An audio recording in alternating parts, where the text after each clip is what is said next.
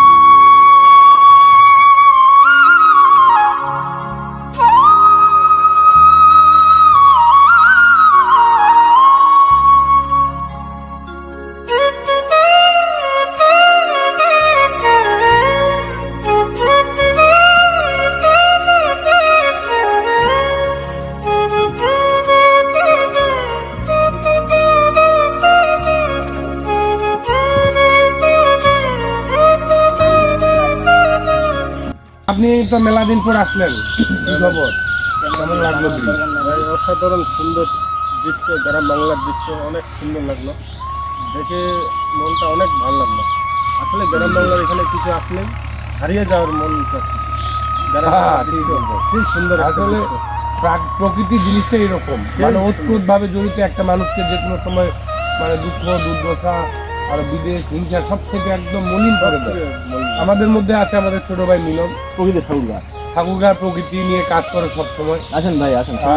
মিলন ভাই, আপনি তো প্রকৃতি নিয়ে সবসময় কাজ করেন। আমাদের এলাকায় তো ওরকম অর্ডিনারি কিছু নাই, তৈরি করা ওরকম হাবিজাবি নাই, সত্যপন নাই, রামরাই নাই, রামসাগর নাই। তো আমাদের এই প্রকৃতিটা সম্পর্কে কিছু বলেন, আমাদের মানুষজন আসবে, দেখবে, বুঝবে। হ্যাঁ, তো ওদের রামরাই আর কক্সবাজার এগুলোর দরকার নেই, আমাদের যেটা আছে সেটাই এনাফ।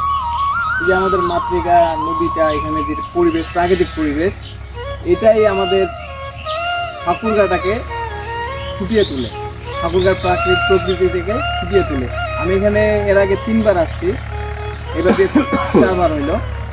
তো আপনাদের সাথে এবার যখন আসলাম, সব থেকে বেস্ট সময়টাকে উপভোগ করলাম।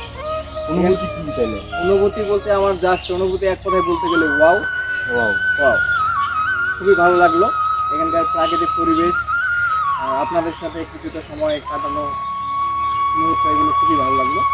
বাসা সাগো, নৌকা, ঘাটের উপরে সবকিছু স্কুল। মিলিয়ে জাস্ট ওয়াও। মিলন ভাই আমাদের প্রাকৃতিক প্রেমিক একজনের মানুষ, জি জি, মনের মানুষ, ভালো। আমি এমনি প্রকৃতি প্রেমিক, আর প্রকৃতি আমার খুব ভালো লাগে। প্রকৃতি টানে আমাদেরকে, বারবার টানে। জি।